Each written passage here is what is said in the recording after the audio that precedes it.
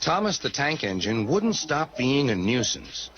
Night after night, he kept the other engines awake. "I'm tired of pushing coaches. I want to see the world." The other engines didn't take much notice, for Thomas was a little engine with a long tongue.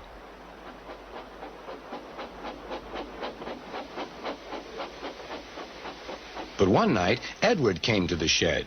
He was a kind little engine and felt sorry for Thomas. "I've got some freight cars to take home tomorrow. If you take them instead of me, I'll push coaches in the yard." "Thank you," said Thomas. "That will be nice."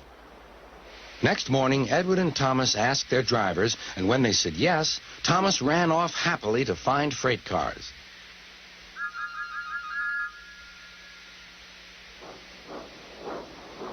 Now, the freight cars are silly and noisy. They talk a lot and don't attend to what they are doing. And I'm sorry to say they play tricks on an engine who is not used to them. Edward knew all about the freight cars. He warned Thomas to be careful, but Thomas was too excited to listen.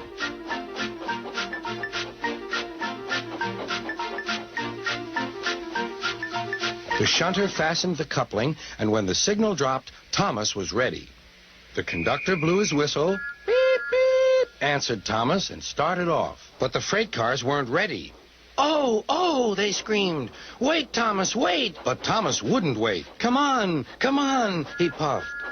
"All right, don't fuss. All right, don't fuss," grumbled the cars.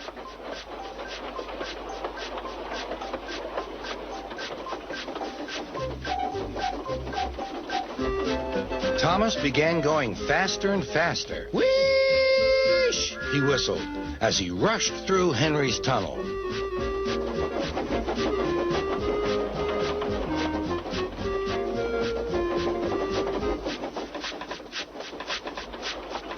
"Hurry, hurry," called Thomas. He was feeling very proud of himself. But the cars grew crosser and crosser. At last, Thomas slowed down as he came to Gordon's Hill.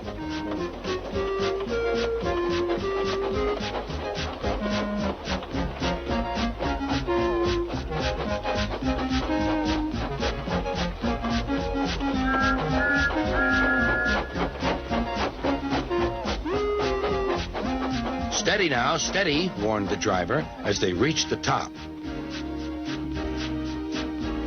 He began to put on the brakes. We're stopping," called Thomas. "No, no, no," answered the cars, bumping into each other. Go on." Before the driver could stop them, they had pushed Thomas down the hill and were rattling and laughing behind him. Poor Thomas tried hard to stop them from making him go too fast. Stop pushing, he hissed. But the cars took no notice. Go on, they giggled in their silly way. "There's the station. Oh, dear, what shall I do?" cried Thomas. They rattled straight through and swerved into the goods yard. Thomas shut his eyes. "I must stop." When he opened his eyes, he saw he had stopped just in front of the buffers. There, watching him, was Sir Topham Hatt. "What are you doing here, Thomas?" he asked. "I've brought Edward's freight cars," Thomas answered. "Why did you come so fast?" "I didn't mean to. I was pushed," said Thomas. "You've got a lot to learn about freight cars, Thomas. After pushing them about here for a few weeks, you'll know almost as much about them as Edward. Then you'll be a really useful engine."